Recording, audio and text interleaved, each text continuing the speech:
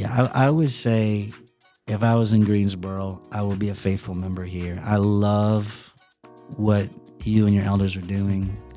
I brag about you all the time because you figured out the secret sauce of taking the uncomfortableness of a truly multicultural community and putting that into a local congregation. Like what we all desire, you've done. And I mean, it really is something special. And so you guys are in a good place. Pray for your elders, encourage them, be faithful members, keep planting churches.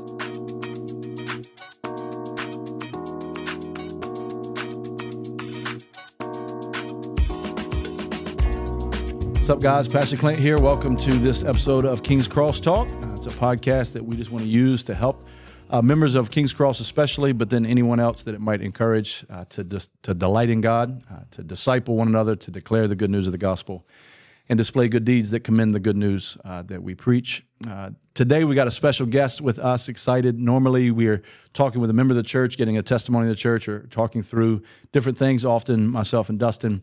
Today, we get to hear from a pastor who I like to refer to as Bishop, Dwayne Milioni. Dwayne, thanks for being with us on the podcast. It's good to be here.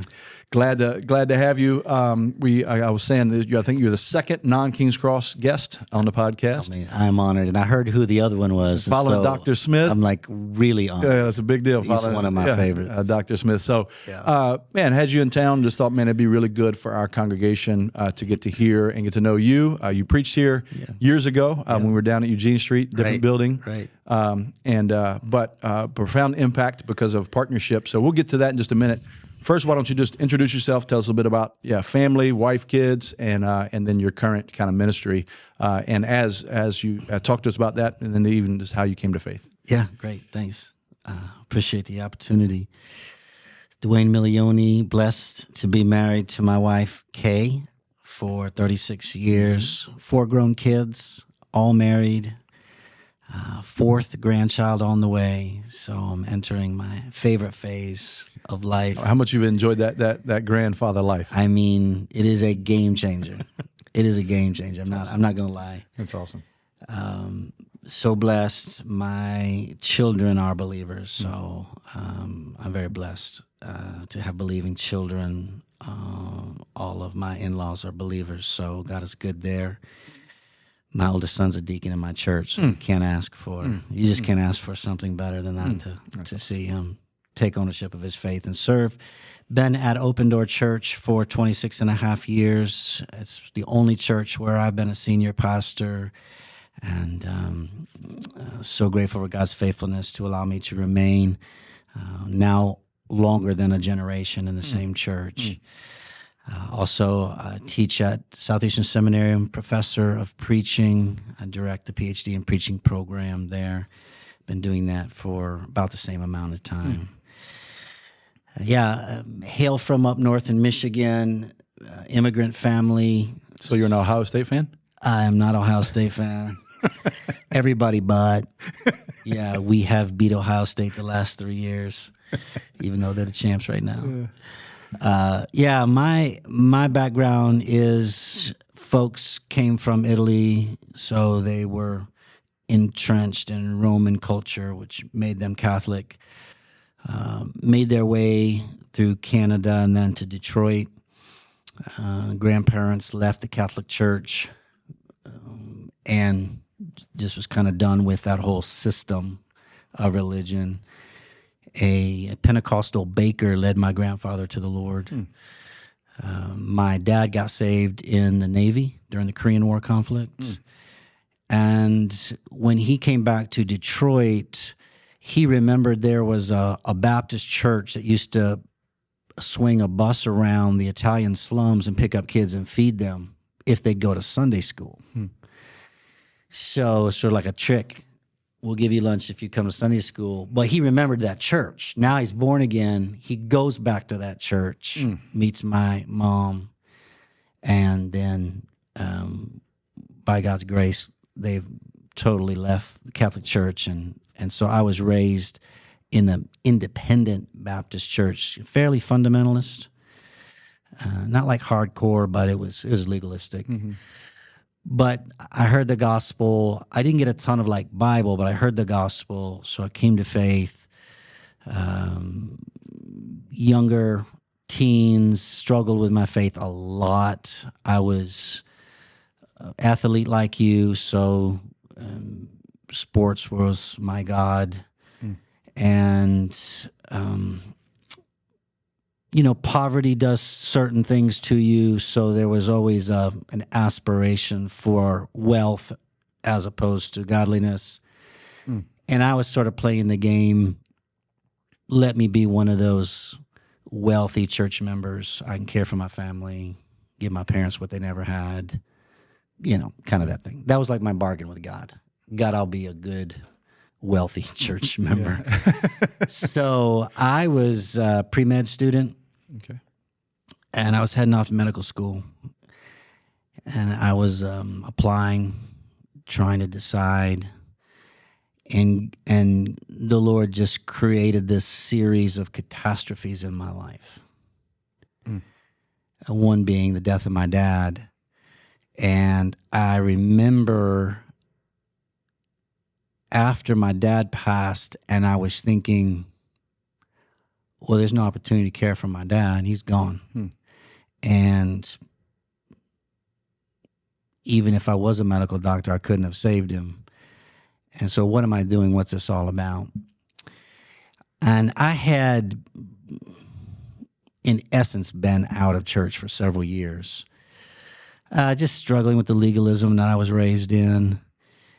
And I didn't want to be a hypocrite because I saw too many hypocrites in the church. So I was like, well, I'm just not going to go because I'm going to be a hypocrite, So like that's hypocritical as well because I really knew the gospel.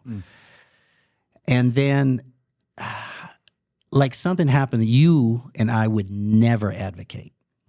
So the youth pastor of the church I grew up in, I stopped going to church.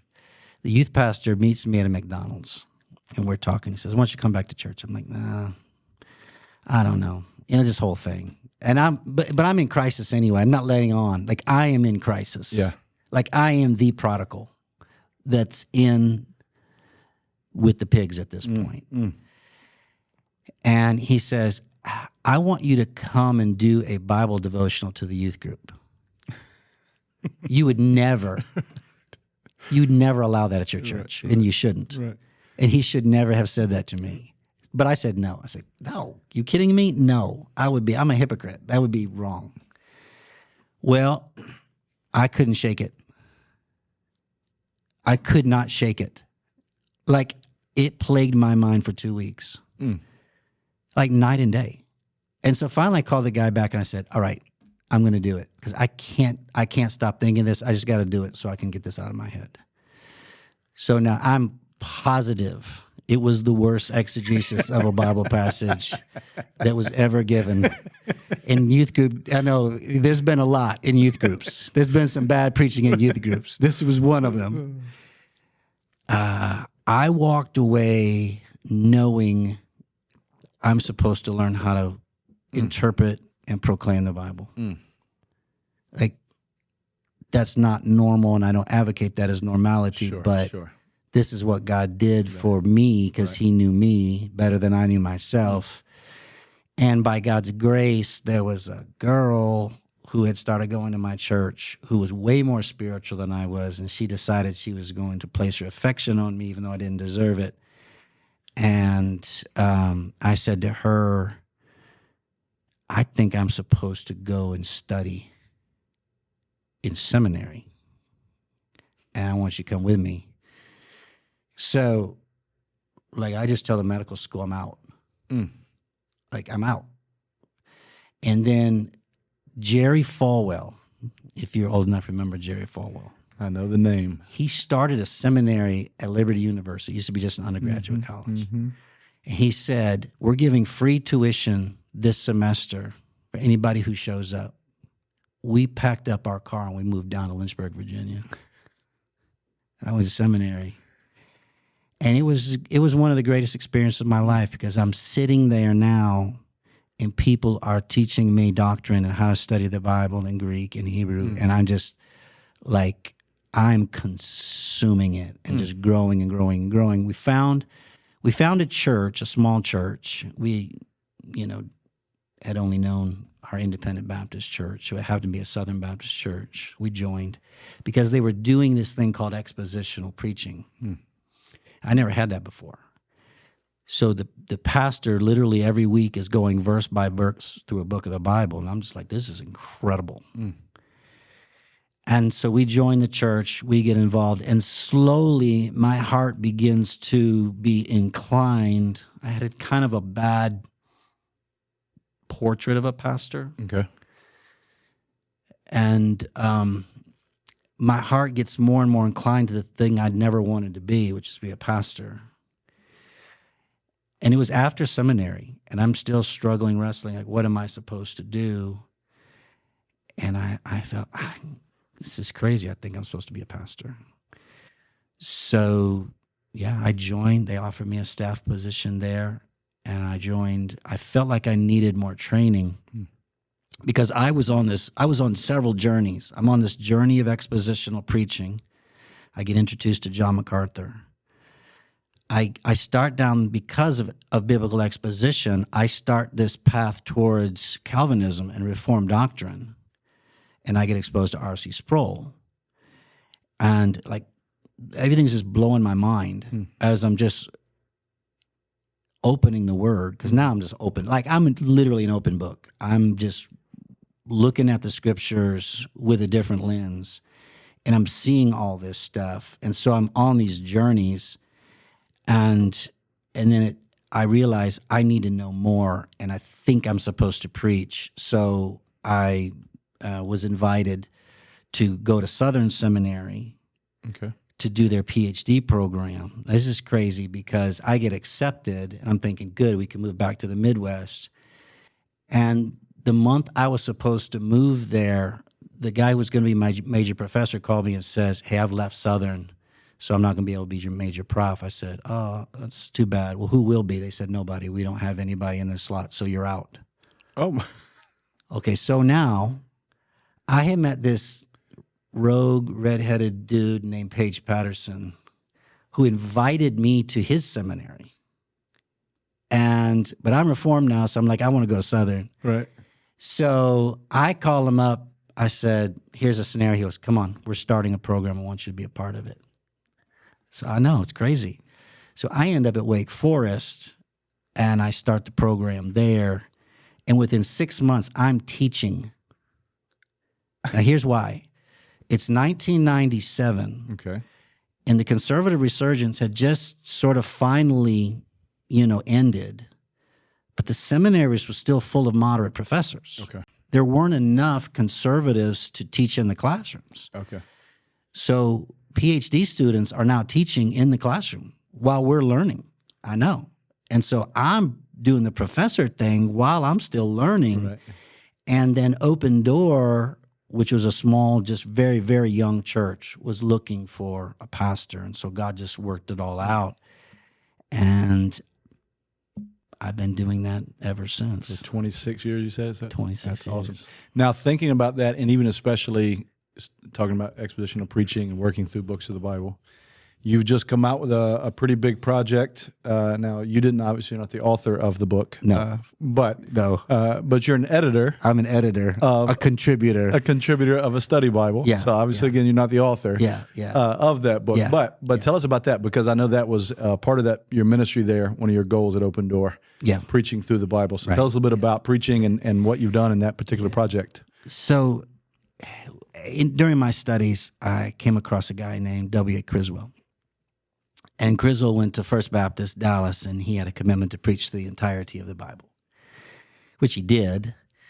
And I thought, I want to do that.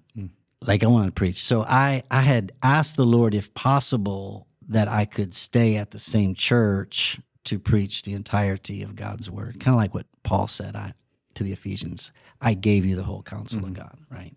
So obviously, not many do this, and it's not a mandatory thing. But just for me, I just had asked the Lord if he would favor me to be at the same place. So I preached through the entire Bible expositionally took 22 years. I had planned on it taking about 16, took 22. And before I preached through Revelation, I decided that I would take a year and rehearse the entire Bible. So a book or a couple of books of the Bible per week. So in 52 weeks, we're going to read through the Bible and I'm going to preach through the Bible. Kind of the one-off like Deborah would do, an entire book, overview sermon. But I was growing in my understanding of biblical theology and Christocentric preaching, finding Christ in every text. And so I wanted to show them, look, Jesus is everywhere in the Bible. So we had done that. And then COVID hit. And I was preaching through Revelation with COVID, which was crazy. Lots of illustrations. Live illustrations everywhere. And then when I finished, the team from Lifeway contacted me and said, hey, would you consider doing this study Bible? To which I thought, sure. How hard can that be? I've got the notes, right? Well, 3.5 years later was a lot harder than I thought. I finished editing the Jesus Daily Bible, so it's out. And that came out last year. Last September or so? It actually didn't come out until around late December, January. Okay. So this will be this season will be the first season where we really promote it if you want to read through the Bible starting in January. So, that's awesome. Yeah. That's fantastic. Yeah. Well, Dwayne, with the rest of our time, I'd love to hear about, so King's Cross is a part of the Pillar Network. Yes. I didn't even know the part of it. Yeah, Pillar Network existed. Sure. Right until we launched, BT introduced me to Pillar, and I was very reluctant because I was on the edge of 4 or 5 different networks and circles, and was like, you were being recruited. BT was like, let's you need to go this Pillar conference. I'm like, I don't need to meet another network. I'm grateful. I'm a kingdom guy, but I just need to go forward with 1 or 2, not he's like, no, come. And I came, and obviously, we ended up being a part of Pillar. And so a lot of our members don't know a ton about Pillar. They know some about Pillar. We're going to, hopefully, in the next couple of weeks, we get the, Unite conference, our annual conference. And so we may do some things at King's Cross to promote Pillar. But we'd love for you to tell us, as a founder for Pillar, tell us how, maybe a brief story of how it started. Sure. And then even maybe some things you're excited about. Well, first, thank you for being a Pillar church. I mean, really, if your people want to know what Pillar is, just look at your church. You exemplify Pillar pretty much in every way. And also grateful for your elders to allow you to sit on my board. So I know that's an extra thing, but I'm grateful for you to be there. So when I started my church in relationship to Southeastern Seminary, I had a lot of students. And so now this is the early 2000s. And I kept watching these students finish their school, but there was really no good place for them to land. Church planning really wasn't the thing. There wasn't really any networks at that time. And churches weren't planting churches. It was sort of left to agencies to do that. And I just kept watching these guys finish seminary and not have anywhere to go, or they would go to a really unhealthy church and flame out there. And I thought there's got to be a better way. And so I just said, well, maybe we should, start planting churches. And I couldn't find any help. Like nobody with my size church had a small church. Like there was just, I kept hitting brick walls and being told you can't do it. So we planted a couple of churches. We said we're just going to do it. And we realized this is what we're supposed to do. So we start planting churches around 2005, but I've got too many students and I don't have enough money to send well. And I need help. And I was just like, I'm trying to figure out what does it mean to denominate. And I was trying to figure out what it means to cooperate, as the whole thing was confusing to me. And so a guy who I'd done my PhD work with, Bill Curtis, we become super close friends. And he was in South Carolina. I said, Bill, let's plant a church together. He goes, okay, what does that look like? I said, I really don't know, but I think we should try. Okay. So we tried, and our first church plant was an utter failure. I said, okay, well, what did we learn? Let's try again. We brought on another church, Cross Point Clemson, and we planted a church in Medford, near Boston, and it was a success. Like such a success, we were all like, this feels right. Let's do it again. Okay, let's do it again. And we start just planting churches, and we're all utilizing either financial resources, people resources, or equipping. And then we start, like, I was mainly the sending church, but then the other one started, you guys be the sending church. So I won't be the sending church. We'll just support. And we're trying to figure out all these dynamics. We're just figuring out, like we didn't know. And eventually we went from 3 churches to 5 churches to 11 churches. And we realized it's getting awkward because all the money's coming through my church, and it's looking weird because there's like a lot of money coming through my church. So we did the thing we never wanted to do and form a parachurch organization because we're Baptists. Like that doesn't really mesh with us, but we had to in essence. So Pillar's just an organically grown gift from God with like-minded Baptist churches that want to cooperate with a sense of there's such a familiarity amongst the churches. It feels like family, truly sister churches, where there's no doctrinal conflict or relational conflict. And so it just feels very comfortable to do kingdom work together. Yeah. And the organic nature of Pillar, because we've never like tried to be anything other than a group of like-minded Baptist churches planting churches, that it just always felt like a fit, and our growth was just really gradual until the point where we realized there's a ton of like-minded churches that we didn't even know about who are also looking to have the relational fellowship and the kingdom cooperation piece, and they just didn't even know we existed because we're not like advertising, because we're just trying to do kingdom work together. But then once word gets out, it becomes like slow to medium to now, as you know, it's like we're in 5th gear, and Pillar has just become a gift of God's grace to me, but also, I hope, to the 600 churches that are now Pillar all over the world that feel like they've found a comfortable and a confident place where they can do kingdom work. Yeah. I know. I think when we came on 2017, I can't remember, 60-something churches or so. And then obviously since then, just in that time, lots of growth. And even being in Scotland, this for the conference there, just seeing the Lord's work. And like even you're talking about kind of this familial culture and this like, hey, we're not trying to do it, like we're just trying to be faithful and help each other. Yeah. And so I really, that's what stuck out to me that very first conference I went to. I've joked and I've said it a couple of times. There was some things that were kind of sloppy about it. Like it's like who's somebody standing on stage with a mic trying to figure out who's up next. And there was something about that actually drew me in. That I'm like, this is not a performance. No. Trying to entertain and wow people. Yeah. These are just faithful pastors trying to figure out how to help each other plant churches. And you'll never see the same names speaking. Yeah. And to me, there was something about that. So seeing that in Scotland and hearing pastors from different parts of the world coming to that conference and that same DNA was just, richly encouraging to me and has been a huge benefit, to us as we've now, by God's grace, planting churches. And so what are maybe a couple things you're just really encouraged by, excited about within Pillar, and even just what you see the Lord doing, kingdom work, and then maybe if there are any concerns as well, just as you look out and see, Lord willing, you still got a pretty long ministry in front of you, but also 26 years in, you've got a lot of experience. What are the things you're encouraged by? What are the things you're concerned about, just as a pastor at this point? Yeah, thanks. I'm on my last trimester here.